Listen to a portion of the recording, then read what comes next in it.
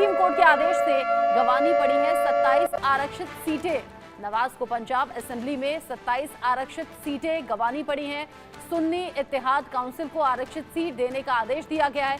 27 सीटें महिलाओं और अल्पसंख्यकों के लिए आरक्षित थी। निलंबित 27 सदस्यों में से 23 नवाज शरीफ की पार्टी के सदस्य हैं, 2 पीपीपी और एक पीएमएल-क्यू और आईपीपी का सदस्य है। इन सब के अलावा सुन्नी इत्तेहाद काउंसिल ने आरक्षित सीटों को लेकर जो रिपोर्ट मांगी थी उसका नतीजा अब सीधे तौर पर सामने आ चुका है।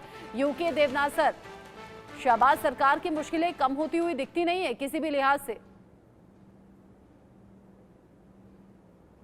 जी हाँ, पाकिस्तान में सरकार जब भी बनती है, चाहे नेशनल असेंबली में बने या वहाँ स्टेट असेंबली में बने, सब जोड़ तोड़ के तोड़ मड़ोड़ के बनाई जाती है। वहां पर पर्दे के पीछे ज्यादातर काम ऐसे होता है जो कि शायद अक्सर जनमत जो संग्रह से जो इंडिकेशन है उसके साथ मैच नहीं करता।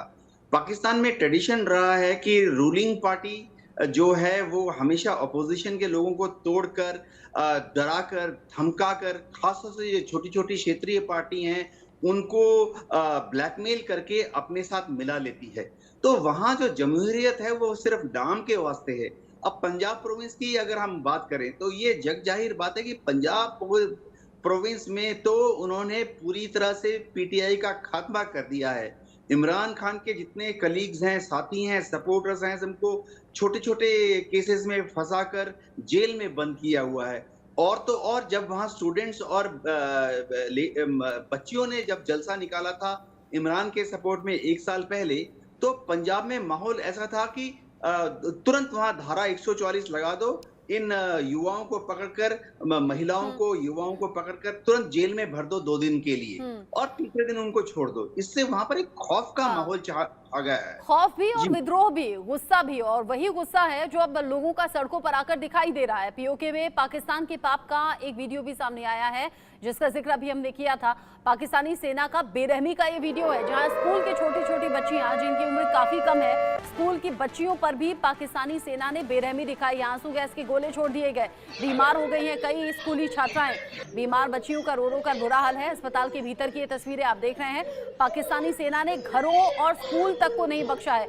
वो घर जहां छोटे छोटे बच्चे भी रहते हैं, महिलाएं भी रहती हैं, उन सब को प्रताड़ित इस अंदाज में कर रही है पाकिस्तानी सेना। पीओके में प्रदर्शन के दौरान पाकिस्तानी सेना की ये बर्बरता की इंतहा है। बख्शी सर, इससे शर्मनाक तस्वीर भला क्या होगी?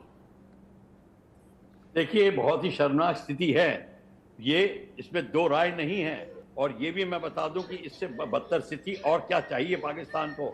पाकिस्तान के हाथ से पीओके निकल रहा है, पर हमको एक सबसे बड़ी समस्या हमारे सामने आएगी, चाइना कैसे रिएक्ट करेगा, चाइना कैसे इस जगह का फायदा उठाएगा।